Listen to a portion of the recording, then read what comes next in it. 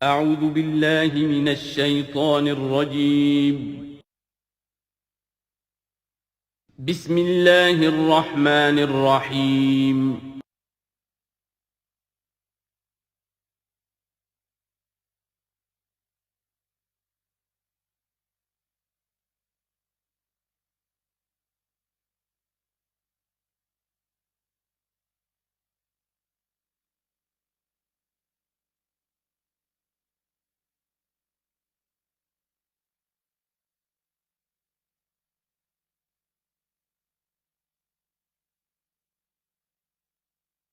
الحمد للہ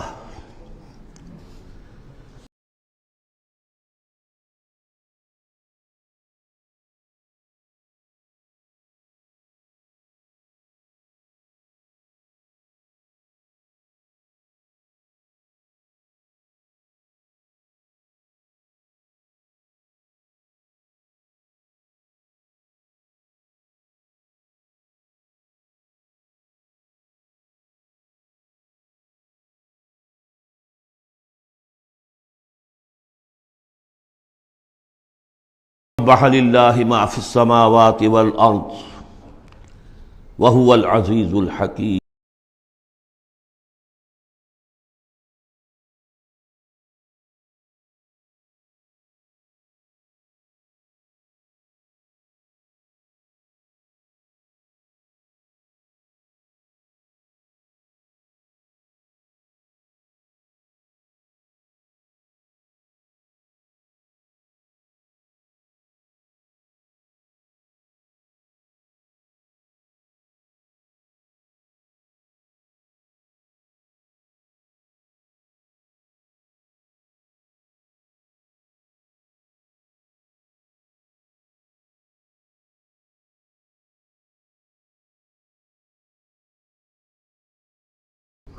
وتقبل منا فإنك خير المتقبلين. اللهم ارحمنا بالقرآن العظيم واجعله لنا إماما ونورا وهدى ورحمة. اللهم ذكرنا منه ما نسينا وعلمنا منه ما جهلنا وارزقنا تلاوته آناء الليل وأطراف النهار واجعله لنا حجة يا رب العالمين آمين. سورہ حدید سے قرآن حکیم میں جو مکی اور مدنی صورتوں کے 7 گروپ ہیں ان میں سے چھٹے گروپ کی مدنی صورتوں کا آغاز ہو رہا ہے. یہ مقام اس اعتبار سے بہت اہم ہے کہ ایک تو یہ کہ پورے قرآن مجید میں تعداد کے اعتبار سے مدنی صورتوں کا یہ سب سے بڑا گلدستہ ہے. سورہ حدید سے شروع ہو کر جو 27ویں پارے کی آخری صورت ہے، پھر سورہ تحریم تک کہ جو 28ویں پارے کی آخری صورت ہے، یہ مسلسل صورتیں ہیں 10. اگرچہ حجم کے اعتبار سے یہ زیادہ نہیں ہے، 1.25 پارے سے بھی کم، لیکن صورتوں کی تعداد کے اعتبار سے یہ مدنی صورتوں کا سب سے بڑا گلدستہ ہے قرآن حکیم میں. اس لیے کہ ذہن میں تازہ کر لیجئے، پہلے سورہ بقرہ، آل عمران، سورہ نساء، سورہ مائدہ، اگرچہ 6.25 پارے لیکن صورتیں تو 4 ہی تھیں. پھر سورہ انفال، سورہ توبہ 2 صورتیں، پھر سورہ نور 1 صورت، پھر سورہ احزاب 1 صورت، پھر 3 صورتیں سورہ محمد صلی اللہ علیہ وسلم، سورہ فتح اور سورہ حجرات. یہ 10 صورتیں. دوسری نمایاں بات ان کی یہ ہے کہ ان میں سے 5 صورتیں وہ ہیں جن کا آغاز ہوتا ہے سبح للہ یا یسبح للہ کے الفاظ سے. تسبیح کرتی ہے اللہ کی ہر شے جو آسمانوں میں ہے اور ہر شے جو زمین میں ہے.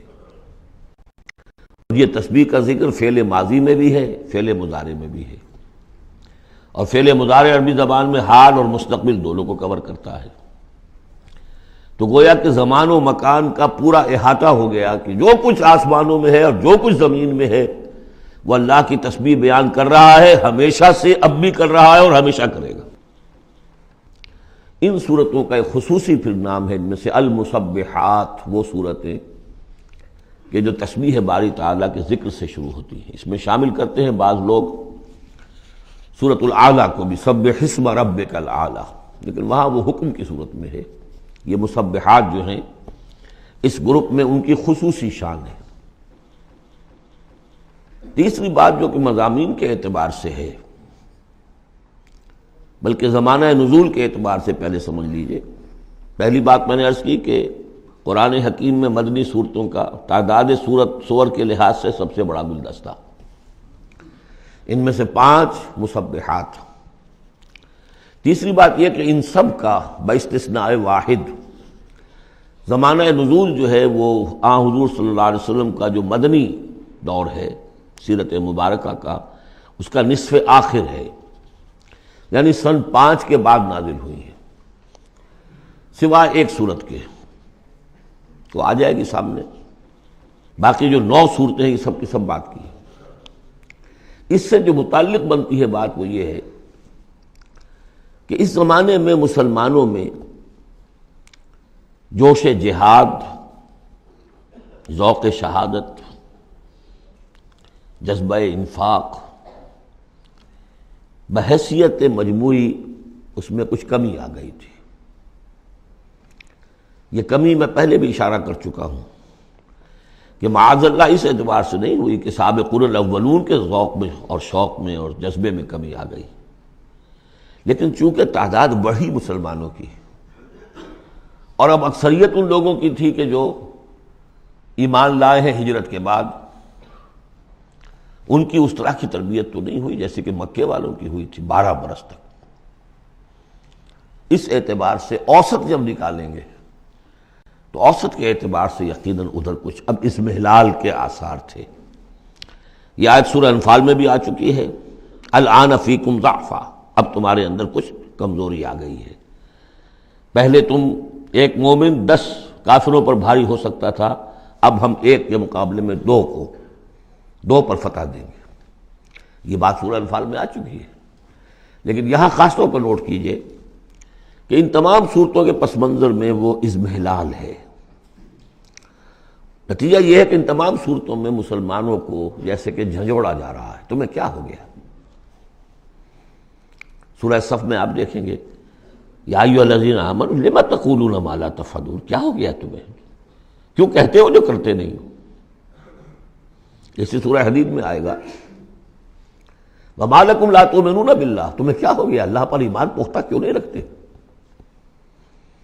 وما لکم الا تنفقوا فی سبیل اللہ، تمہیں کیا ہو گیا ہے؟ اللہ کی راہ میں خرچ کیوں نہیں کرتے؟ اسی طرح سورہ جمعہ میں وَإِذَا رَأَوْا تِجَارَةً أَوْ لَهْوًا انفضوا إِلَيْهَا وَتَرَكُوكَ قَائِمًا، تو گرفت کا پہلو ہے، پکڑ کا، اور جھنجھوڑا جا رہا ہے۔ اس میں یقیناً روح سخن منافقین کی طرف بھی ہے، لیکن بحیثیت مجموعی ان صورتوں میں جو اصل خطاب ہے وہ منافقین سے نہیں ہے۔ منافقین کے موضوع پر ایک مکمل صورت بھی ہے، اور سورہ حدید میں بھی اس مرض کا جو ہے اس کی پیتھولوجی پورے طور سے بیان کی گئی، یہ مرض پیدا کیسے ہوتا ہے۔ لیکن یہ ہے کہ عام طور پر جو روح سخن ہے وہ ضعفاء کی طرف ہے، کمزور مسلمان، منافق نہیں، یعنی جن کا ایمان اتنا قوی نہیں ہے کہ ہر چہ باد آباد۔ اور یہ میں آپ سے عرض کر چکا ہوں، یہ فرق تو شروع سے بھی تھا۔ السابقون الاولون من المہاجرین والانصار والذین اتبعوہم باحسان رضی اللہ عنہم ورضوا عنہ، اس درجے کے لوگوں میں بھی سب کے سب ایک جیسے تو نہیں تھے، وہ درجات تو بلند ترین ہے، رضی اللہ عنہم ورضوا عنہ، تو فرق تو تھا۔ اور اگر حفظ مراتب نہ کنی زندگی، تو ان درجات کا جب تک کہ آپ لحاظ نہ رکھیں اور نہ سمجھیں تو بات سمجھ میں نہیں آئے گی۔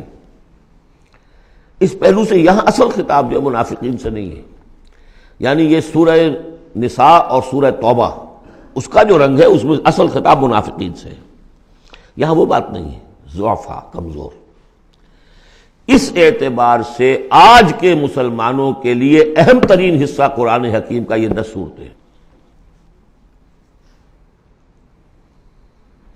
آج کا ایک مسلمان ان 10 صورتوں کو سمجھ لے، جو گویا پورے قرآن کا خلاصہ اس کو مل جائے گا۔ ایک تو اس اعتبار سے بھی کہ جیسے میں نے عرض کیا نفاق کا مضمون آیا سورہ نساء میں، سورہ توبہ میں، اور بھی صورتوں میں آیا، سورہ قتال سے شروع ہو گیا، لیکن یہ کہ ایک چھوٹی سی صورت ہے 11 آیتوں کی اس مجموعے میں، سورۃ المنافقون، وہ خلاصہ ہے اس پوری بحث کا۔ ایمان کی بحث تو مکی صورتوں میں، 2/3 قرآن مکی صورتوں پہ مشتمل ہے۔ اب اس میں التذکیر بے آلاء اللہ جو ہے وہ نکال دیجئے تو ساری بحث ایمان ہی کی تو ہے، توحید کی، آخرت کی، معاد کی، بعث بعد الموت کی، رسالت کی۔ اتنی لمبی چوڑی بحث کو سورہ تغابن 18 آیات پر مشتمل ایک صورت ہے۔ واقعہ یہ ہے کہ خلاصہ نکال دیا گیا، اتر کشید کر کے رکھ دیا گیا۔ تو ایک تو اس اعتبار سے بھی کہ اگر ان صورتوں کو سمجھ لیا جائے تو پورے قرآن کا خلاصہ سمجھ لیجئے کہ ان میں موجود ہے، 1.25 پارہ ہے، 1.25 پارے سے بھی کم ہے۔ اور دوسرے اس اعتبار سے کہ آج جو ہم مسلمان ہیں تو ہم تو در حقیقت نسلی مسلمان ہیں کہ ہم چونکہ بائی ایکسیڈنٹ آف برتھ، ایک حادثہ ہے یہ، ہمارے لیے اس میں کوئی فیصلہ تو نہیں تھا کہ ہم مسلمان ماں باپ کے گھر پیدا ہوں گے، اس بات نن آف اوور چوائس، اللہ نے ہمیں پیدا کر دیا مسلمان ماں باپ کے گھر، تو ہم نے اللہ، رسول، آخرت، نماز، روزہ یہ بچپن ہی سے سیکھ لیا۔ لیکن وہ ایمان، قلبی یقین والا ایمان، وہ تو شاذ ہی کسی کو نصیب ہوتا ہے۔ ڈھونڈ اب اس کو چراغ رخ زیبا لے کر، لہذا ہماری عظیم اکثریت اس وقت منافق بھی نہیں ہے، ہم دھوکہ دینے کے لیے تو نہیں ایمان لائے ہم، الحمدللہ منافق اس معنی میں نہیں ہے۔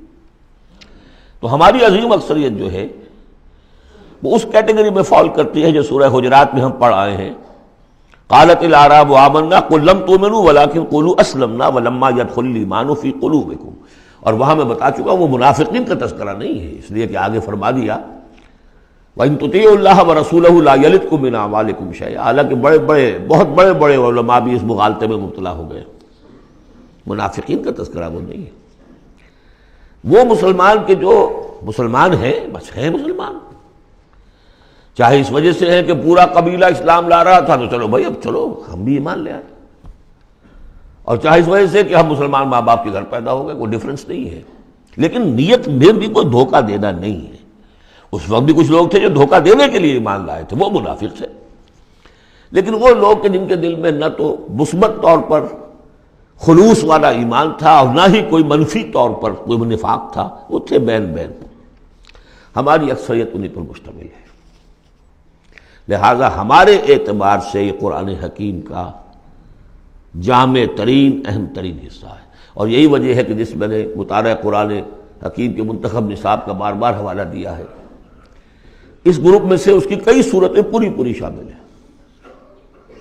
اس کا جو چھٹا حصہ ہے وہ صرف سورہ حدید پر مشتمل ہے جو ابھی ہم شروع کریں گے، باقی سورہ جمعہ، سورہ صف، سورہ منافقون، سورہ تغابن، پھر سورہ تحریم کا، یہ ساری چیزیں یہ ہماری یعنی تقریباً 5 غالباً صورتیں ان 10 میں سے ہمارے اس منتخب نصاب میں شامل ہیں۔ ان مسبحات میں سے بھی سورہ حدید جو ہے اس کو کہیے کہ ام المسبحات، اہم ترین صورت، بلند ترین صورت، اور میں تحدیثاً للنعمہ عرض کر رہا ہوں کہ بارہا میں نے یہ کہا ہے کہ اللہ کا بہت بڑا فضل و کرم مجھ پر ہوا ہے کہ میں یہ بھی کہہ سکتا ہوں کہ اللہ نے یہ صورت مجھے عطا فرمائی ہے۔ اس پر میرا غور و فکر، سوچ بچار 50s سے شروع ہو چکا تھا، اور اللہ تعالیٰ نے مجھے انشراح دیا اس صورت کے بارے میں، اور اس کے حوالے سے اب اس کے دروس میرے 15 گھنٹے پر بھی ہیں، اس کے بھی کیسٹس ہیں، اس کے بھی ویڈیوز ہیں، اس میں جو مباحث ہیں عظیم، ان میں سے تو ایک چاہتا ہے کہ عظیم لیکچر اس پر ہو۔ سبح للہ ما فی السماوات والارض، تسبیح کرتی ہے اللہ کی ہر وہ شے جو آسمان میں ہے اور زمین میں ہے، وہو العزیز الحکیم، اور وہ زبردست ہے، کمال حکمت والا۔ آگے چل کر دیکھیے گا کہ اس میں پھر اضافہ ہوگا، سبح للہ ما فی السماوات وما فی الارض، اور ایمفیسس، پھر آئے گا یسبح للہ ما فی السماوات والارض، پھر آئے گا یسبح للہ ما فی السماوات وما فی الارض۔ تو یہ مضمون جو ہے ان صورتوں کا بہت اہم ہے۔ یہ تسبیح سے مراد کیا ہے؟ ایک تسبیح تو وہ ہے کہ جو ہماری سمجھ میں آتی ہے، میں نے پہلے بھی عرض کیا تھا کہ تصویر کوئی ہو تو وہ مصور کے کمال فن یا اناڑی پن کا گویا کہ اپنے زبان سے اظہار کر رہی ہے۔ آپ دیکھتے کہتے ہیں کسی اناڑی کی بنائی ہوئی تصویر ہے، یا آپ کہیں گے صاحب کسی بڑے ماہر فن مصور نے بنایا۔ گویا کہ تصویر اپنے مصور کے کمال فن یا اس کی عدم مہارت پر دلالت کر رہی ہے۔ اگر کمال فن پر کر رہی ہے تو گویا کہ زبان حال سے وہ تصویر اپنے مصور کی تعریف کر رہی ہے۔ اس معنی میں کائنات کا ذرہ ذرہ اپنے وجود سے گواہی دے رہا ہے، میرا پیدا کرنے والا، میرا صانع، میرا خالق، میرا باری، میرا مصور ہر عیب سے پاک ہے، ہر نقص سے پاک ہے، ایک ہستی کامل ہے، اس کے علم میں، اس کی قدرت میں، اس کی حکمت میں کہیں کوئی کمی نہیں۔ یہ تسبیح حالی ہے، زبان حال سے۔ اور جیسے کہ سورہ بنی اسرائیل میں ہم دیکھ آئے ہیں، یہ بھی ہو سکتا ہے کہ اللہ نے ہر ایک شے کو زبان دی ہو۔ سورہ حامیم سجدہ میں بھی الفاظ آئے، ہمارے ہاتھ پاؤں کہیں گے الیوم انطقنا اللہ الذی انطق کل شیء، آج ہمیں اس اللہ نے زبان دے دی، اس نے ہر شے کو زبان دی ہے، تو ہر شے کی بھی زبان ہو سکتی ہے۔ اور سورہ بنی اسرائیل میں تھا وَإِن مِّن شَيْءٍ إِلَّا يُسَبِّحُ بِحَمْدِهِ وَلَٰكِن لَّا تَفْقَهُونَ تَسْبِيحَهُمْ، تو زبان حال والی تسبیح تو ہماری سمجھ میں آ رہی ہے، ہو سکتا ہے اور معلوم ہوتا ہے کہ ہے ایک کوئی دوسرا پہلو بھی جو ہماری سمجھ سے بالا تر ہے۔ وَهُوَ الْعَزِيزُ الْحَكِيمُ، یہ دو اسماء اللہ تعالیٰ کے بار بار آئے ہیں، بہت مرتبہ آئے ہیں، اور ان صورتوں میں خاص طور پر آپ دیکھیں گے بہت تکرار ہوگی ان کی۔ اس کی وجہ کیا ہے کہ ایک تو یہ کہ یہ دو اسماء جو ہیں اس اعتبار سے ان کا جوڑا جو ہے معنوی اعتبار سے بہت اہم ہے۔ العزیز وہ ہستی کہ جس کا اختیار مطلق ہے، لیکن ہمارا تصور یہ ہے کہ جہاں اختیار زیادہ آ جاتا ہے کرپشن آ جاتی ہے۔ چنانچہ پولیٹیکل سائنس کا تو ایکسیم ہے، یہ فارمولا ہے، authority tends to corrupt and absolute authority corrupts absolutely۔ لہذا ساری جو کوشش ہوتی ہے، دستور بنایا جاتا ہے چیکس اینڈ بیلنسز، جہاں اختیار ہے وہاں پہ کوئی چیکس اینڈ بیلنسز بھی ہونے چاہیے۔ اللہ پر کوئی چیک اینڈ بیلنس ہو ہی نہیں سکتا، کس کا ہوگا؟ تو وہ اختیار مطلق العزیز، اس کو بیلنس جو شے کر رہی وہ الحکیم بھی ہے، اس کی حکمت بھی کامل ہے، اس کا کوئی فعل، اس کا کوئی فیصلہ، اس کا کوئی عمل حکمت سے خالی نہیں۔ یہ دونوں گویا کہ ایک دوسرے کے ساتھ ہے، العزیز الحکیم۔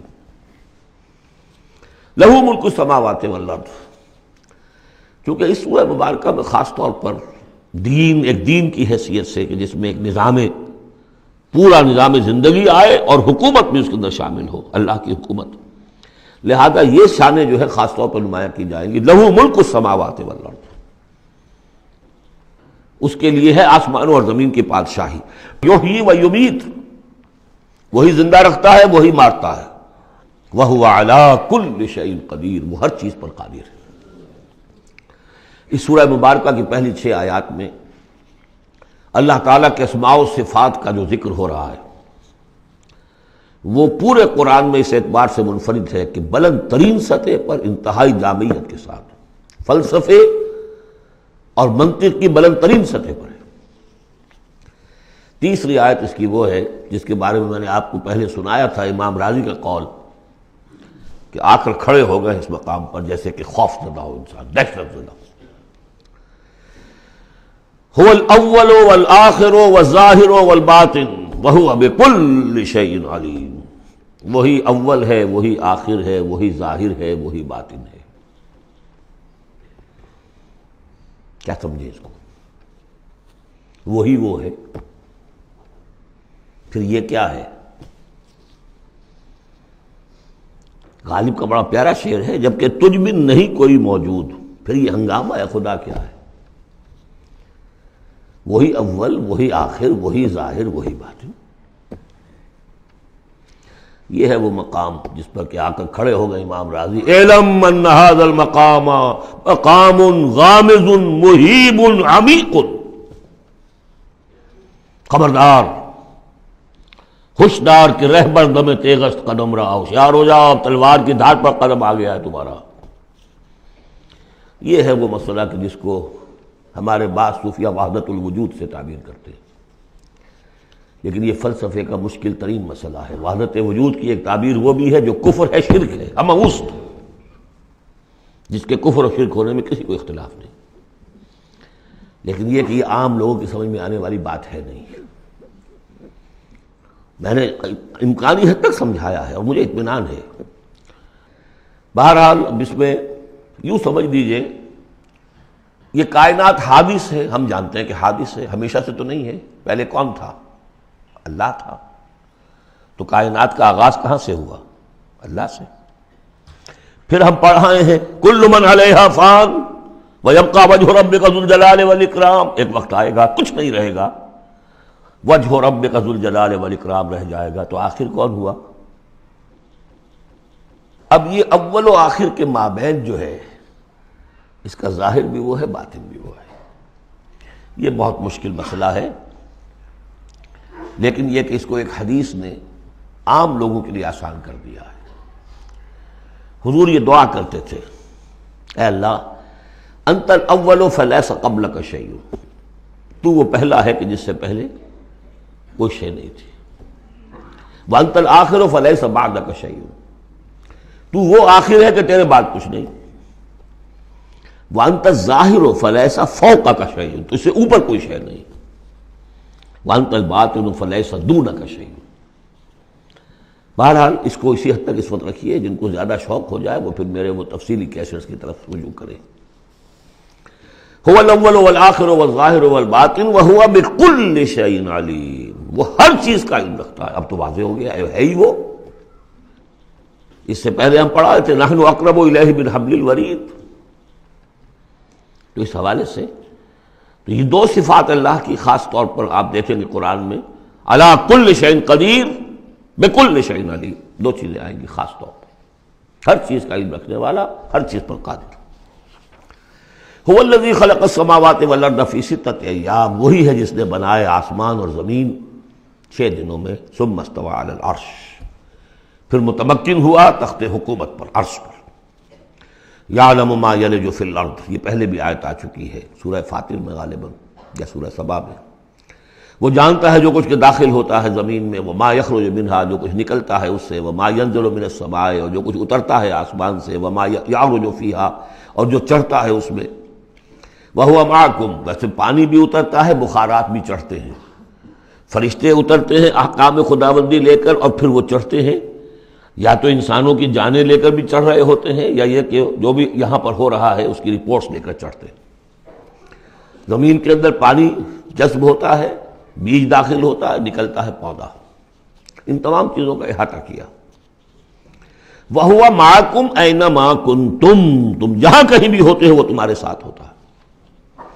وَاللَّهُ بِمَا تَعْمَلُونَ بَصِيرٌ، اللہ تعالیٰ جو کچھ تم کر رہے ہو اسے دیکھ رہا ہے، خود چشمدید گواہ ہے۔ پھر دیکھیے لَهُ مُلْكُ السَّمَاوَاتِ وَالْأَرْضِ، توحید کا یہ تقاضا کہ بادشاہی اسی کی ہو، ایک عقیدے کی توحید ہے بس، یہ کہ بادشاہی اسی کی ہو، لَهُ مُلْكُ السَّمَاوَاتِ، آسمان اور زمین کی بادشاہی اسی کی ہے۔ وَإِلَى اللَّهِ تُرْجَعُ الْأُمُورُ، تمام معاملات اسی کی طرف لوٹا دیے جائیں گے۔ یولج اللیل فی النہار ویولج النہار فی اللیل، وہ پرو لاتا ہے رات کو دن میں اور پرو لاتا ہے دن کو رات میں، یہ مضمون بھی کئی مرتبہ آ چکا ہے۔ وَهُوَ عَلِيمٌ بِذَاتِ الصُّدُورِ، علم کو دیکھیے کتنی مرتبہ دہرایا ہے، بِكُلِّ شَيْءٍ عَلِيمٌ، يَعْلَمُ مَا يَلِجُ فِي الْأَرْضِ وَمَا يَخْرُجُ مِنْهَا وَمَا يَنزِلُ مِنَ السَّمَاءِ وَمَا يَعْرُجُ فِيهَا، اور یہاں ہوا علیم بذات الصدور، سینوں کے اندر جو کچھ ہے اس کو بھی جانتا ہے۔ یہ 6 آیات ہیں، یہ پہلا حصہ ہے سورۃ مبارکہ کا، اور یہ شاندار تمہید بنی، آگاہ ہو جاؤ کس کا کلام پڑھ رہے ہو، کس سے ہم کلام ہو۔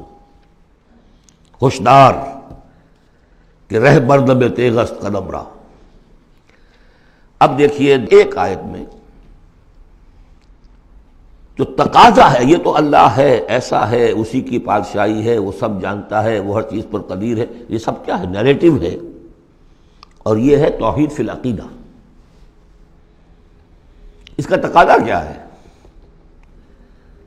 آمنوا باللہ ورسولہ وانفقوا مما جعلکم مستخلفین فیہ فالذین آمنوا منکم وانفقوا لہم اجر کبیر۔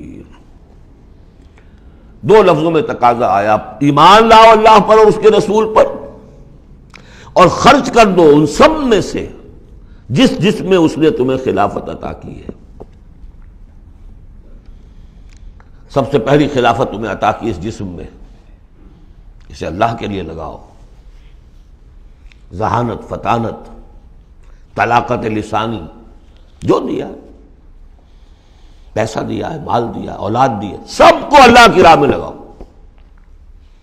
یہ نفق کا لفظ پیسے کے خرچ کے لیے بھی آتا ہے، جان کے خرچ کے لیے بھی آتا ہے۔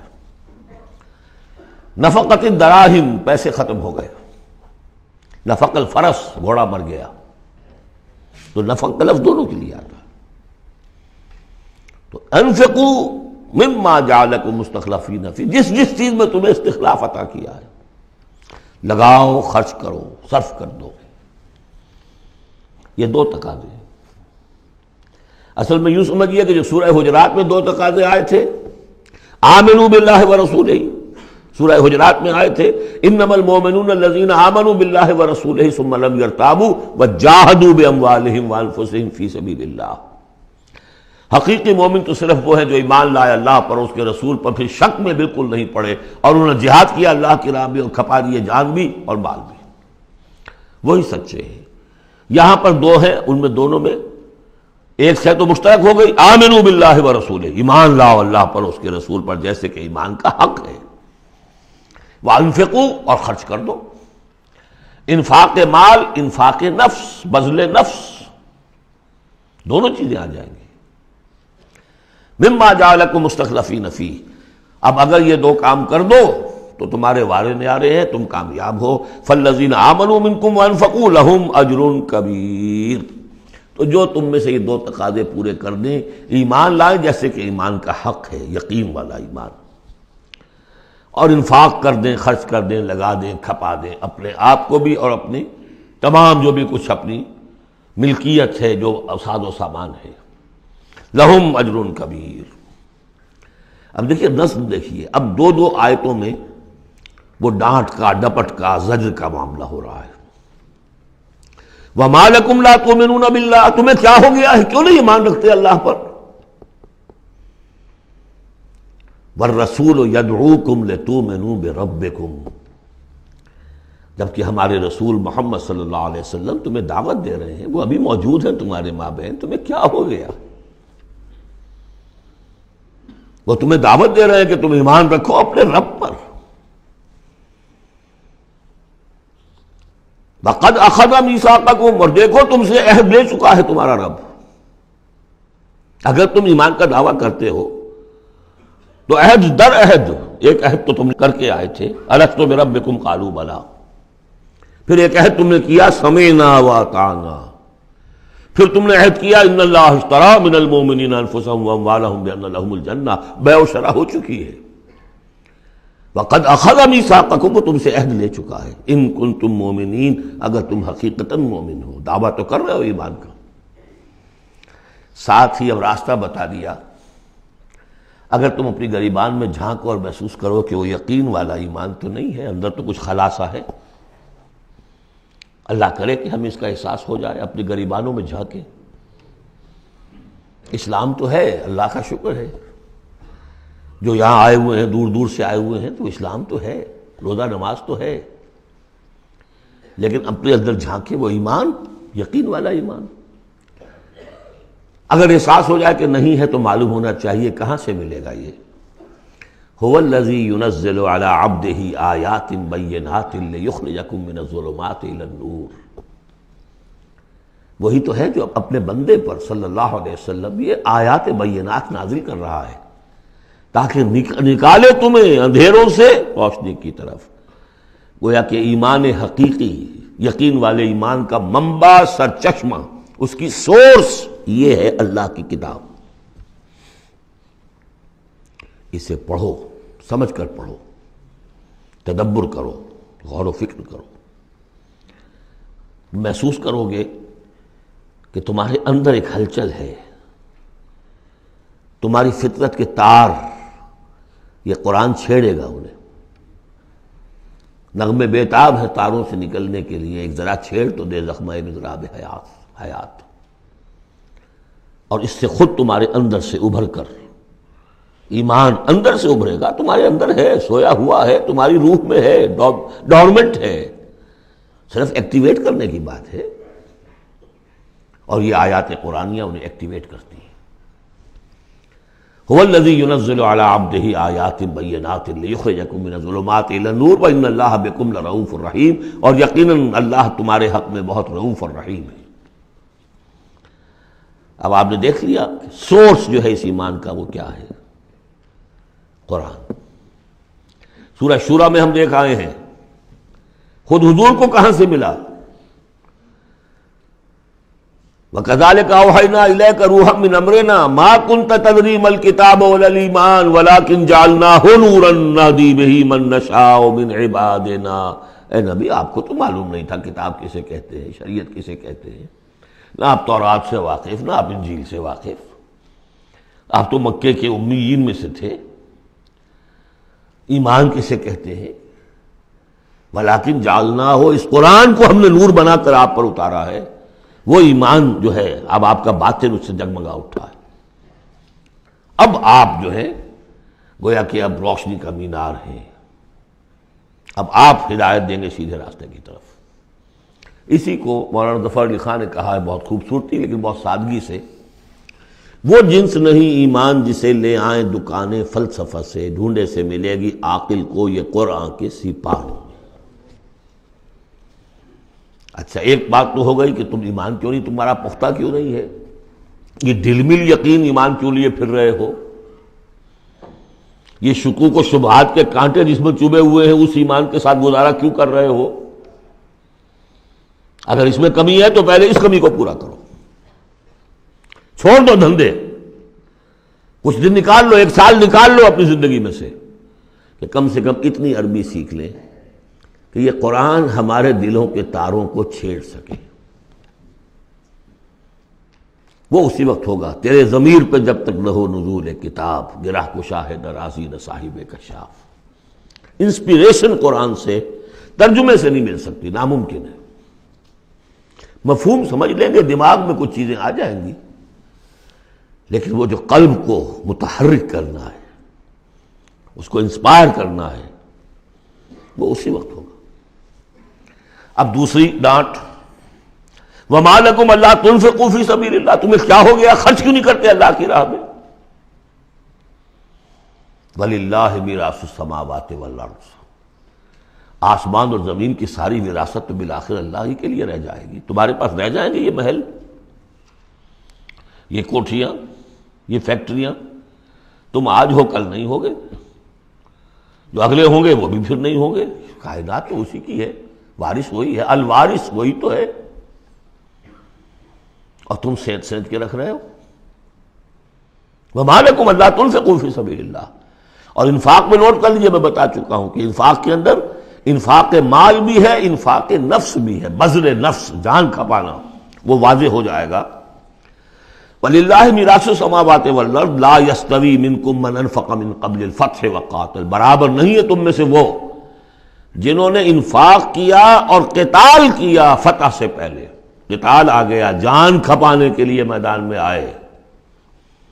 انفاق جو کہا تھا آیت نمبر 7 میں، وہ صرف مال کا نہیں، جان کا بھی ہے، اور انفاق کے جان جو ہے اس کا سب سے بڑا موقع کیا ہے؟ جنگ، جہاں آپ نقد جان ہتھیلی پر رکھ کر حاضر ہوتے، وہ تو اگر جان بچ جائے تو گویا کہ بونس ہے، ورنہ جو جاتا ہے جنگ میں وہ پورا رسک لے کر جاتا ہے۔ اب یہاں بات یہ بتائی گئی کہ جو فتح سے پہلے ایمان لائے تھے جبکہ اسلام کمزور تھا، اور انہوں نے قتال کیا اس وقت جبکہ مسلمانوں کی طاقت بہت کم تھی، ان کا درجہ اولئک اعظم درجۃ من الذین انفقوا من بعد وقاتلوا، ان کا بہت اونچا درجہ ہے، بہت عظیم درجہ ہے ان لوگوں کے مقابلے میں کہ جنہوں نے انفاق کیا اور قتال کیا فتح کے بعد۔ وَكُلًّا وَعَدَ اللَّهُ الْحُسْنَى، اب فتح کے بعد سے صاف ظاہر ہو رہا ہے کہ یہ صورت کم سے کم سن 6 کے بعد نازل ہوئی ہے، اس لیے کہ فتح تو پہلی جو ہے وہ سن 6 میں صلح حدیبیہ کی شکل میں حاصل ہوئی ہے، اِنَّا فَتَحْنَا لَكَ فَتْحًا مُبِينًا، اور پھر جو ظاہری فتح تھی وہ تو فتح مکہ ہے، وہ سن 8 میں ہے۔ یہاں فرمایا جا رہا ہے جن لوگوں نے قتال کیا انفاق کیا فتح سے پہلے، ان کا درجہ بہت بلند ہے ان سے جنہوں نے انفاق کیا اور قتال کیا بعد میں، اگرچہ کلاً وعد اللہ الحسنی، سب سے اللہ کا وعدہ ہے بہت اچھا، واللہ بما تعملون خبیر، اور جو کچھ تم کر رہے ہو اللہ اس سے باخبر ہے۔ اب آئی پکار، اس کو اب کھلے دل سے بیدار دل سے سنیے۔ میرا خالق آپ کا خالق، میرا مالک آپ کا مالک، اس کائنات کا مالک، من ذا الذی یقرض اللہ قرضا حسنا، کون ہے وہ جو اللہ کو قرض حسنا دے؟ ہے ہمت دینے کی؟ من ذا الذی یقرض اللہ قرضا حسنا فیضاعفہ لہ، اللہ اس کے لیے اسے دگنا بھی کرتا رہے گا، وَلَهُ أَجْرٌ عَظِيمٌ، اور ان کے لیے بہت بڑا اجر بھی ہوگا۔ لگاؤ اپنی مال اللہ کے راہ میں لگاؤ اور کھپاؤ، اپنی جانیں اللہ کی راہ میں لگاؤ اور کھپاؤ، اور جان لیجیے کہ جان کا کھپنا اور مال کا کھپنا ایک یہ کہ شہادت یا موت سے پہلے تو برابر چیز ہے۔ آپ اپنی جان کی قوت، صلاحیت، ذہانت، فطانت یہ خرچ کرتے ہیں تو مال کماتے ہیں نا، اور مال آپ کے پاس ہو تو آپ جس کو چاہیں امپلائے کر لیں، ذہانت، صلاحیت، فطانت سب آپ خرید سکتے ہیں پیسے سے۔ تو اگر کسی نے وقت لگایا ہے تو مال لگایا ہے، ٹائم از منی، اپنی جان کما رہا ہے تو وہ مال لگا رہا ہے، اس لیے کہ اسی جان کو کما کر وہ مال کما سکتا تھا۔ اس لیے انفاق جان، انفاق مال، یہ ایک شے۔ یوم تری المومنین، اب جو نقشہ کھینچا جا رہا ہے یہ ہے وہ نقشہ جس کو ہمارے ہاں کہا جاتا ہے پل صراط۔ کوئی ایسا مرحلہ آنا ہے جہاں کفار کا تو معاملہ علیحدہ ہو چکا، کوئی بڑی چھلنی لگی تھی، کفار تو نکل چکے، اب جو دنیا میں مسلمان سمجھے جاتے تھے وہ آگے آئے ہیں۔ آپ کو معلوم ہے جہاں کرشرز لگے ہوتے ہیں، پتھروں کو توڑ کے بجری بناتے ہیں، تو اس میں مختلف سوراخوں کی وہ چھلنیاں لگی ہوتی ہیں۔ پہلے 1 انچ سے زیادہ کا پتھر جو ہے وہ علیحدہ ہو جائے گا، پھر ½ انچ والا علیحدہ ہو جائے گا، پھر 1/4 انچ والا علیحدہ ہو جائے گا، وغیرہ وغیرہ۔ تو وہاں پر بھی کوئی مستقل کوئی چھلنیاں، ایک چھلنی لگ چکی، کافر تو گئے، اب رہ گئے مسلمان۔ ان میں ذرا چھانٹی کرنی ہے کہ ان میں صاحب ایمان کون ہے اور منافق کون ہے۔ اس کے لیے پل صراط کوئی جگہ ہے جہاں سے گزرنا ہوگا، گھپ اندھیرا ہوگا، اور اس کے نیچے ہوگی جہنم، گھپ اندھیرا۔ اور جن کے پاس ایمان تھا دنیا میں انہیں روشنی مل جائے گی، یہاں ان کے قلب سے روشنی نکل رہی ہوگی۔ اعمال صالحہ کیے تھے داہنے ہاتھ سے تو یہاں پہ ان کا نور ہوگا، وہ اپنی اس روشنی میں راستہ پار کر کے جنت میں پہنچ جائے گی۔ اور جن کے پاس یہ روشنی نہیں تھی، چاہے وہ مسلمانوں میں شریک تھے، چاہے مسلمانوں کے قائد ہوں، بہت بڑے قائد ہوں، لیکن اگر وہ نور ایمان سے محروم تھے اور اعمال صالحہ کی کوئی پونجی نہیں تھی، انہیں روشنی نہیں ملے گی، وہ ٹھوکریں کھاتے ہوئے گریں گے اور جہنم میں جائیں گے۔ یہ ہے نقشہ۔ یہ نقشہ یہاں پر تفصیل سے کھینچا گیا ہے، پھر دوبارہ آخری جو سورت ہے سورہ تحریم، اس میں پھر اس کا تذکرہ آئے گا۔ یوم تری المؤمنین والمؤمنات یسعی نورہم بین ایدیہم وبایمانہم، جس دن کہ تم دیکھو گے مومن مردوں اور مومن عورتوں کو کہ ان کا نور دوڑتا ہوا ہوگا ان کے سامنے اور داہنی طرف، سامنے نور ایمان اور داہنی طرف نور اعمال صالحہ۔ بشراکم الیوم جنات تجری من تحتہا الانہار خالدین فیہا، ان سے کہا جائے گا آج تمہارے لیے بشارت ہے ان جنتوں کی جن کے نیچے نہریں بہہ رہی ہیں، اور تم رہو گے اس میں ہمیشہ ہمیشہ، ذالک هو الفوز العظیم، یقیناً یہی بہت بڑی کامیابی ہے۔ یوم یقول المنافقون والمنافقات، جس دن کے کہیں گے منافق مرد اور منافق عورتیں، للذین آمنوا، ان اہل ایمان سے، انظرونا، ذرا ٹھہرو، ہمارا انتظار کرو، نقتبس من نورکم، تمہاری روشنی سے ہم بھی فائدہ اٹھا لیں۔ ہمارے پاس تو کوئی نور ہے نہیں۔ دیکھیے انتہائی دھوپ اندھیرا ہو، کہیں جنگل میں سے گزرنا ہو اور پگڈنڈی ہو، اس پر آپ چل رہے ہو، جس کے پاس ٹارچ ہے وہ تو گویا کہ بادشاہ ہے اس وقت، اور وہ تیز تیز قدم اٹھا رہا ہے، پیچھے والا کہتے کہ بھائی ٹھہرو میاں، تمہارے پاس تو ٹارچ ہے، ہمیں بھی ساتھ لے کے چلو۔ وہی نقشہ ہے، انظرونا، ہمیں مہلت دو، انتظار کرو ہمارا، ذرا ٹھہرو، کہاں بڑھے چلے جا رہے ہو؟ اقتبس من نورکم، یہی وہ لفظ اقتباس، قبس کہتے ہیں چنگاری کو، کسی چولہے میں سے چنگاری لا کر اپنے چولہے میں آگ جلا لینا، ہم تمہارے اس نور سے فائدہ اٹھا لیں۔ قیل ارجعوا وراءکم فالتمسوا نورا، کہا جائے گا لوٹ جاؤ پیچھے کی طرف اور تلاش کرو نور۔ یہ نور یہاں نہیں ملا، دنیا سے کما کر لایا گیا ہے۔ یہاں قیلا کہا گیا، قالو نہیں کہا گیا۔ اہل ایمان کی شرافت اور مروت سے یہ بعید ہے کہ وہ یہ جواب دے، کوئی کہنے والا ہوگا اللہ کا فرشتہ، قیلا کہا جائے گا، قیل ارجعوا وراءکم، لوٹ جاؤ پیچھے کی طرف، فالتمسوا نورا، اگر ہو سکتا جاؤ دوبارہ دنیا کے اندر، وہاں جا کر ایمان اور عمل صالح کی کمائی کر کے لاؤ تو یہ نور ہوگا۔ فضرب بینہم بسور لہ باب، اور اتنے عرصے میں ان کے درمیان ایک فصیل حائل کر دی جائے گی جس میں ایک دروازہ ہوگا، باطنہ فیہ الرحمہ، اس فصیل کے اندر کی طرف رحمت ہوگی، وظاہرہ من قبلہ العذاب، اور اس کے باہر کی طرف عذاب الہی کا نزول شروع ہو جائے گا۔ یہ چھلنی ہے جو اہل ایمان اور منافقین کے درمیان لگائی جائے گی۔ اب اس اعتبار سے اگلی دو آیتیں جو ہے قرآن مجید کا اہم ترین مقام ہے کہ یہ پیتھولوجی کیسے ڈیولپ ہوتی ہے، نفاق کیسے آتا ہے۔ ینادونہم الم نکن معکم، وہ منافق کہیں گے اے مسلمانوں کیا ہم تمہارے ساتھ نہ تھے؟ تمہارے ساتھ مسجد نبوی میں ہم نمازیں پڑھتے تھے، عیدیں پڑھتے تھے، ہم تمہارے ساتھ تھے۔ الم نکن معکم، کیا ہم تمہارے ساتھ نہ تھے؟ قالوا بلا، اب وہ کہیں گے ہاں تھے تو ہمارے ساتھ کیوں نہیں تھے؟ ولکنکم فتنتم انفسکم، تم نے اپنے آپ کو فتنے میں ڈالا۔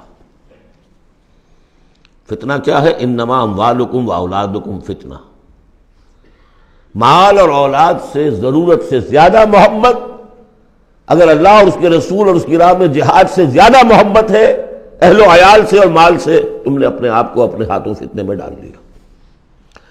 یہاں ذرا وہ آیت اب یاد کر لیجئے جو سورہ توبہ میں ہم پڑھا ہے، آیت نمبر 24، قل ان کان آباؤکم وابناؤکم واخوانکم وازواجکم وعشیرتکم واموال اقترفتموها وتجارۃ تخشون کسادها ومساکن ترضونها احب الیکم من اللہ ورسولہ وجہاد فی سبیلہ فتربصوا حتی یاتی اللہ بامرہ واللہ لا یہدی القوم الفاسقین۔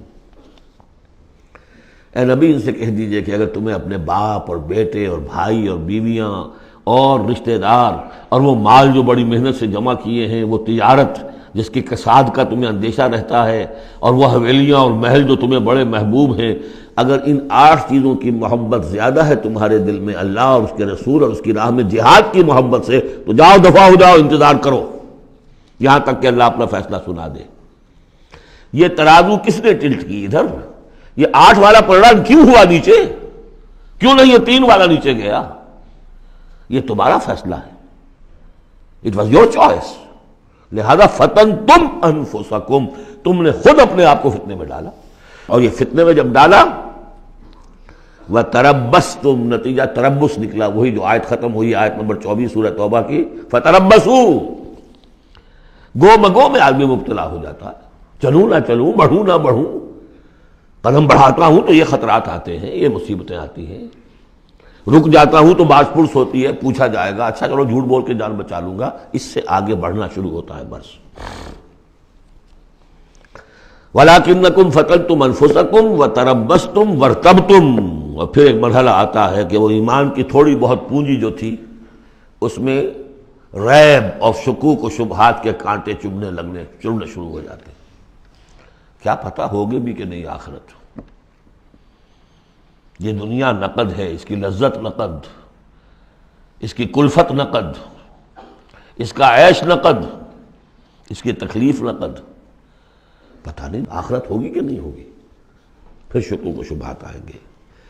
آخری بات وغرتکم الامانی، پھر تمہیں دھوکہ دیا مزید تمہاری خواہشات نے. اللہ بڑا بخشنے والا ہے، اللہ پالن ہار ہے، اللہ بخشن ہار ہے. ہم کچھ بھی کریں آخر تیرے محبوب کی امت میں ہیں. We are the chosen people of the Lord. غرتکم الامانی، کبھی خیال ہوتا بھی ہے تو یہ تھپکیاں دے دے کر یہ امانی جو ہے یہ سلا دیتی ہے. وغرکم باللہ الغرور حتی جاء امر اللہ، یہاں تک کہ اللہ کا فیصلہ آ گیا. وغرکم باللہ الغرور، اور تمہیں خوب دھوکہ دیا اللہ کے نام پر اس دھوکے باز نے، شیطان لعین نے. یہ سورہ لقمان میں آ چکا ہے. فلا یغرنکم الحیات الدنیا ولا یغرنکم باللہ الغرور. یہ ہے سٹیجز. دنیا، مال، اسباب، اولاد، کاروبار، ان چیزوں میں اتنا انہماک کہ اللہ اور اس کا رسول اور اللہ کی راہ میں جہاد کی جو محبت ہے وہ کمتر ہو جائے. یہ نقطہ آغاز ہے. یہاں سے تربص سے ریب و شکوک، اور ریب و شکوک سے آگے نفاق. فَالْيَوْمَ لَا يُؤْخَذُ مِنْكُمْ فِدْيَةٌ وَلَا مِنَ الَّذِينَ كَفَرُوا، تو آج نہ تم سے کوئی فدیہ قبول کیا جائے گا اور نہ کافروں سے. اشارہ کر دیا گیا دنیا میں تم مسلمانوں کے ساتھ تھے، یہاں تمہارا حشر اور کافروں کے ساتھ ہے. یہی نفاق کی حقیقت ہے. منافق دنیا میں مسلمان شمار ہوتا ہے، قانون میں مسلمان ہے. آخرت میں جا کر پردہ کھولے گا کہ ایمان کی حقیقت تو تھی ہی نہیں.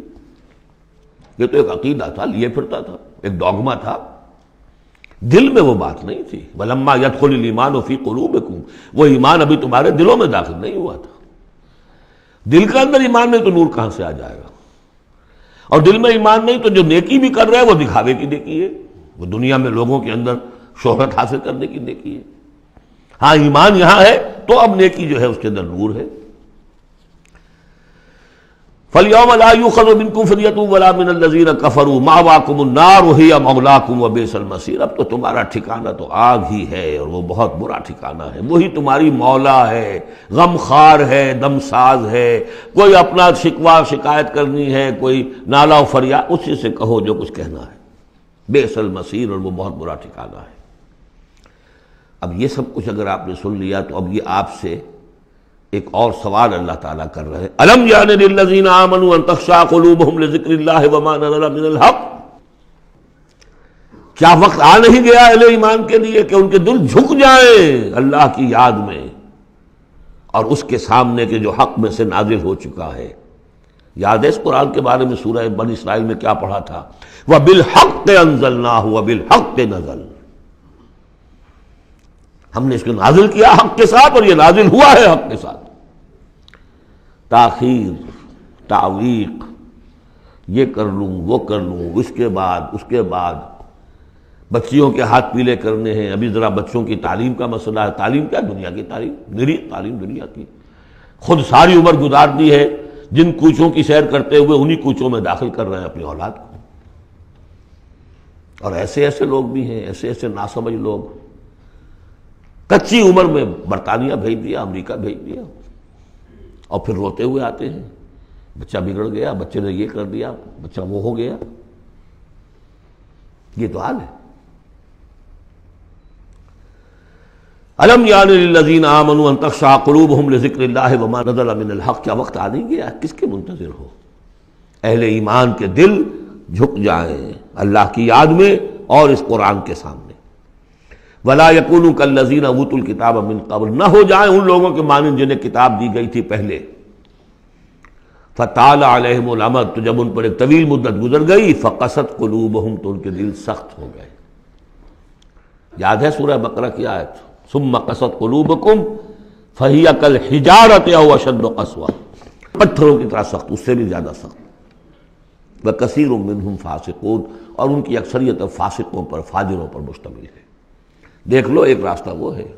اب بھی نہ مڑو گے، اب بھی نہ توبہ کرو گے، اب بھی نہ باز آؤ گے، تو پھر دیکھ لو نشان عبرت کے طور پر وہ موجود ہے قوم.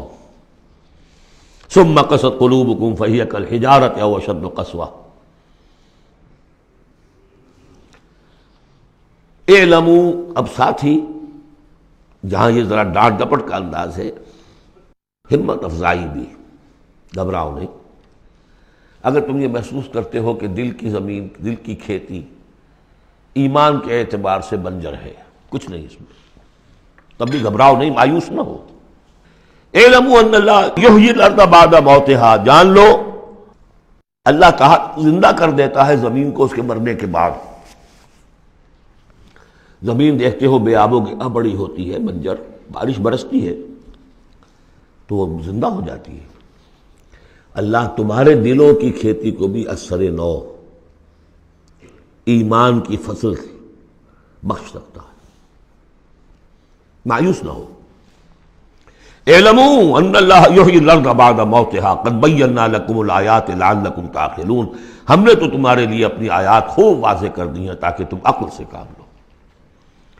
یعنی ہمت نہ ہارو، کوشش کرو۔ کھیتیاں دوبارہ اس کے اندر فصل آ جایا کرتی ہے، بارش برستی ہے، ہاں لیکن کھیتی کے اندر کچھ ہل چلانا پڑتا ہے، بیج ڈالنا پڑتا ہے، مشقت کرنی پڑتی ہے۔ تو یہاں بھی تمہیں ایک ہل چلانا ہوگا، اور وہ ہل چلانا کیا ہے؟ یہ مال کی محبت ہے کہ جو اس زمین کے اندر جس نے کہ بنجر بنا دیا ہے، اس کو ہل چلاؤ، مال کی محبت نکالو۔ ان المصدقین والمصدقات واقرضوا اللہ قرضا حسنا یضاعف لهم ولهم اجر کبیر، یقیناً صدقہ دینے والے مرد اور صدقہ دینے والی عورتیں اور جو اللہ کو قرض حسنہ دیں، یہ میں بتا چکا ہوں سورہ بقرہ میں جب ہم پڑھ رہے تھے 2 رکوع، کہ اللہ کے لیے، دین کے لیے، اللہ کی رضا جوئی کے لیے خرچ کرنے کی 2 مدیں ہیں۔ ایک انسانوں میں سے غرباء، مساکین، یتیموں، بیواؤں، بیماروں، مسافروں اور مقروضوں کے لیے خرچ کرنا، وہ صدقہ ہے۔ اس لیے زکوٰۃ کو بھی کہا صدقات، انما الصدقات للفقراء والمساکین۔ ایک اللہ کے دین کے لیے، اس کی دین کی نشر و اشاعت ہے، اس کے پیغام کو پھیلانا ہے، اس کی تعلیم ہے، پھر اس دین کو غالب کرنے کی جد و جہد ہے، اس کے لیے ساز و سامان چاہیے، اس کے لیے وسائل چاہیے۔ تو ایک ہے صدقہ، ایک ہے اللہ کے ذمہ قرض حسنہ۔ کیوں؟ اس لیے کہ اللہ کے دین کو غالب کرنا ہے، لہذا اس کی جد و جہد میں جو مال خرچ ہو رہا ہے اللہ اسے اپنے ذمہ قرض حسنہ کہتا ہے۔ یہ حل چلانا پڑے گا، مال کی محبت اس سے نکلے گی۔ صدقہ دو گے، اللہ کو قرض حسنہ دو گے، تو یہ جو اس نے بریک لگی ہوئی ہے، جیسے گاڑی کو بریک لگی ہوئی ہے اور آپ جو ہے ایکسلریٹر کو دبا رہے ہیں تو وہ تو راکنگ کرے گی، وہیں کی وہیں کھڑی رہ جائے گی، چلے گی تو نہیں، کیسے چلے؟ بریک لگی ہوئی ہے۔ اس بریک کو کھولو پہلے، اور وہ بریک کیا ہے؟ مال کی محبت۔ اس کا علاج کیا ہے؟ انفاق۔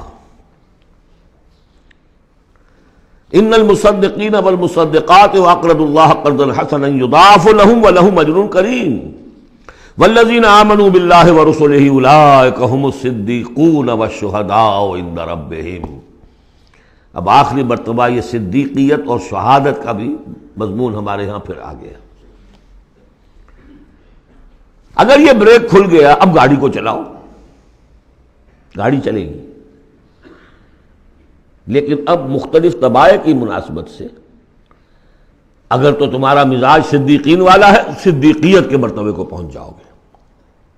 اگر مزاج شہادت والا ہے، شہداء کے مقام کو حاصل کر لو گے۔ اولئک مع الذین انعم اللہ علیہم من النبیین والصدیقین والشہداء والصالحین۔ بریک لگی بھی ہے تو کچھ نہیں ہوگا، مال کی بریک کھولو، گاڑی چلاؤ۔ جو یہ کر لیں گے والذین آمنوا باللہ ورسولہ، اب ایمان اور اللہ پر اور اس کے رسول پر ایمان کا، اب یہ ایکسیلریٹر دباؤ گے تو نتیجہ کیا نکلے گا؟ اولئک ھم الصدیقون والشہداء عند ربہم، انہی میں سے صدیق ہوں گے، انہی میں سے شہداء ہوں گے ان کے رب کے پاس۔ لہم اجرہم ونورہم، ان کے لیے ہوں گے ان کا اجر اور ان کا نور۔ اجر بھی ملے گا، نور بھی ملے گا۔ نور وہ جو آخر میں ملنا ہے، میدان حشر میں ملنا ہے، پل صراط پر گزرنے کے لیے ملنا ہے، اور اجر وہ ہے جو جنت میں داخل ہو کر ملے گا۔ لہم اجرہم ونورہم والذین کفروا وکذبوا بآیاتنا اولئک اصحاب الجحیم، اور جن لوگوں نے کفر کیا اور ہماری آیات کو جھٹلایا، یہ لوگ ہیں جہنمی۔ اعلموا انما الحیاۃ الدنیا لعب ولہو وزینۃ وتفاخر بینکم وتکاثر فی الاموال والاولاد۔ اب جو چیز بریک تھی اس کو سمجھ لو، بریک کی حقیقت کیا ہے؟ دنیا کی محبت۔ جان لو کہ یہ دنیا کی محبت کیا ہے اس کے سوا کہ کچھ عرصہ کھیل کود میں گزرتا ہے۔ لعب، بچپن میں اور کسی چیز سے کوئی دلچسپی نہیں ہوتی۔ باپ کا کاروبار ٹھیک چل رہا ہے کہ نہیں چل رہا ہے، بچوں کو اس سے کیا غرض؟ اسے تو اپنا کھیل کود کرنا ہے۔ لہو، ذرا سا ٹین ایج آئی تو اب کھیل معصوم کھیل نہیں رہتا، اس میں کچھ سینشول گریٹیفیکیشن شروع ہو جاتی ہے، لو۔ اور اسی وقت جو ہے زینت، بناؤ سنگھار بہت ہوتا ہے، بہت۔ اس ایج میں مردوں کو بھی خیال ہوتا ہے ٹھیک ٹھاک لباس ہو، پورا جو ہے ہمارے فیشن کے مطابق ہو، ویری سینسٹیو۔ اس کے بعد ذرا عمر بڑھتی ہے، تفاخر بینکم، اب فخر، نسل پر فخر، مال پر فخر، دولت پر فخر، اور فخر میں بڑھ جانا، تفاخر بینکم۔ لیکن جب ذرا زندگی ذرا اور ڈھلی، تکاثر فی الاموال والاولاد، کثرت سے مال اور اولاد۔ اس کے بعد یہ ہے، ایک سٹیج پر تو یہ ہوتا ہے کہ مونچھ نیچی نہ ہو چاہے سب کچھ چلا جائے، اور اگلی سٹیج پر یہ ہوتا ہے کہ مونچھ نیچی کیا، شیو بھی ہو جائے تو کوئی بات نہیں، مال آنا چاہیے۔ یہ عجیب آیت ہے، انسانی زندگی کے یہ نفسیاتی مراحل ہیں۔ بہت کم لوگوں نے سمجھا اس آیت کو۔ اس کا ہر دور میں کوئی ایک شے ہوتی ہے جو انسان کے اس ذہن پر اور نفسیاتی اعتبار سے اس کے نزدیک بڑی اہمیت کی حامل ہوتی ہے۔ بچپن میں کھیل کود، ذرا اس سے بڑا ٹین ایجرز، اس میں لہو وزینۃ، اس سے اوپر آئے تفاخر، اس سے اوپر آئے اب یہ ہے کہ بڑا ریئلسٹک ہو جاتا ہے آدمی، چھوڑو میاں ان باتوں کو، پیسے کی فکر کرو، رکھو اس کو، سنبھالو۔ تکاثر فی الاموال والاولاد کمثل غیث، میں نے بارہا کہا یہ ایک لائف سائیکل ہے، ہیومن لائف سائیکل۔ وہی لائف سائیکل آپ کو ملتی ہے باٹنی میں، نباتات میں۔ کمثل غیث، جیسے کہ بارش برستی ہے، اعجب الکفار نباتہ، تو جو کسان ہوتے ہیں اس سے جو روئیدگی کھیتی اپجتی ہے اس کو بڑی اچھی لگتی ہے۔ ثم یہیج، پھر وہ کھیتی اپنی پوری قوت پر آتی ہے۔ فتراہ مصفرا، پھر دیکھتے ہو وہ زرد ہو جاتی ہے۔ ثم یکون حطاما، پھر کھیتی کٹ جاتی ہے اور چورا چورا کہیں جو ہے وہ توڑی کے ٹکڑے پڑے رہ جاتے ہیں۔ اسی طرح بچہ پیدا ہوتا ہے، بڑی خوشیاں ہیں، جشن بن رہا ہے، پھر وہ بچہ جوان ہوا ہے، ثم یہیج، جو اپنی پوری قوت کو پہنچ گیا ہے۔ فتراہ مصفرا، پھر بالوں میں بھی سفیدی آ گئی، پھر چہرے پر جھریاں آ رہی ہیں۔ ثم یکون حطاما، پھر مرے اور گڑھے میں دفن ہوئے اور مٹی میں مل کر مٹی ہو گئے۔ لیکن ایک زندگی آخرت کی ہے جس کے لیے کوئی اس طرح کا اینڈ نہیں ہے۔ وَفِي الْآخِرَةِ عَذَابٌ شَدِيدٌ وَمَغْفِرَةٌ مِّنَ اللَّهِ وَرِضْوَانٌ، اور آخرت میں ہے بہت بڑی سزا اور مغفرت اللہ تعالیٰ کی طرف سے، اور یا رضوان ہے۔ وَإِنَّهَا لَجَنَّةٌ أَبَدًا أَوْ لَنَارٌ أَبَدًا وَمَا الْحَيَاةُ الدُّنْيَا إِلَّا مَتَاعُ الْغُرُورِ، اور جان لو کہ دنیا کی یہ زندگی تو سوائے دھوکے کے ساز و سامان کی اور کچھ نہیں ہے۔ یہ تمہیں اپنے اندر گم کیے رکھتی ہے، بھلائے رکھتی ہے، نہ اللہ یاد نہ آخرت یاد، اسی میں مگن، اسی میں گم۔ کافر کی یہ پہچان کہ آفاق میں گم ہے، اور مومن کی یہ پہچان کہ گم اس میں ہے آفاق۔ بارک اللہ لی ولکم فی القرآن العظیم ونفعنی وإیاکم بالآیات والذکر الحکیم۔